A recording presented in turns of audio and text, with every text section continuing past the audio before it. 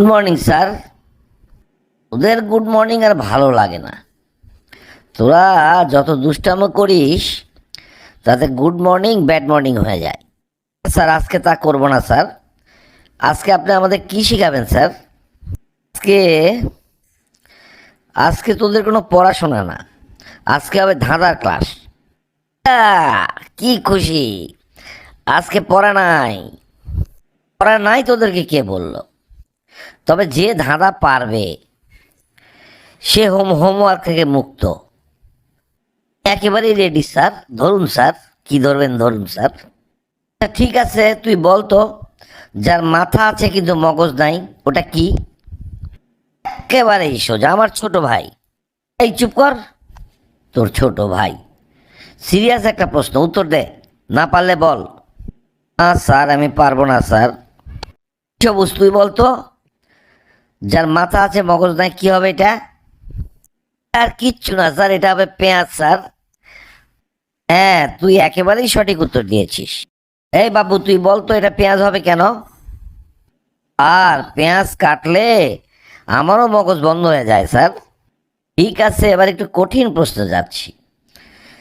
আচ্ছা বল তো, যার হাত আছে কিন্তু তালি দিতে পারে না, এটা কি?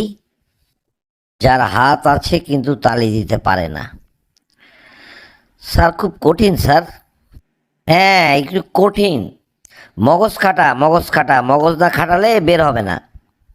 হাত আছে কিন্তু তালি দিতে পারে না, এটার কিছু না স্যার, এটা হবে ভূত স্যার। একেবারেই মাথা মোটা, মাথায় কিচ্ছু নেই, এটা হবে ভূত।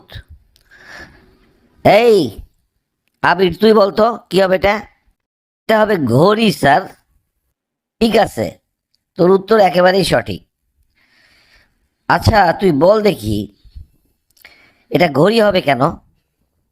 এক ঝামেলা, ঘড়ি বলে হবে কেন?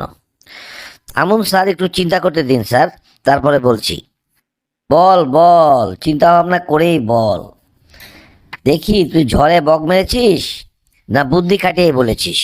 স্যার, এটা ঘড়ি হবে কারণ স্যার, ঘড়ির হাত আছে, কিন্তু ঘড়ি কি মারামারি করতে পারে স্যার?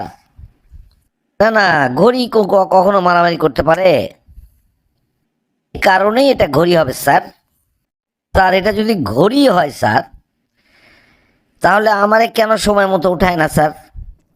তোকে সময় মতো ওঠাতে ঘড়ি দিয়ে হবে না রে। তোর দুটো কান ধরে লাল করে দিলেই তুই সময় মতো উঠবি। বলে সবাই শোনো, আজকে ধাঁধার ক্লাসে প্রথম হয়েছি আমি। এই তুই আমার কাছে উঠে আয় তো, তোর গালে দেব দুইটা। ধাঁধাই পারেনি আবার ক্লাসে প্রথম। আজকে ধাঁধার ক্লাসে প্রথম হয়েছে আবির। আবিরকে ধাঁধার মাস্টার বলা যাইতে পারে।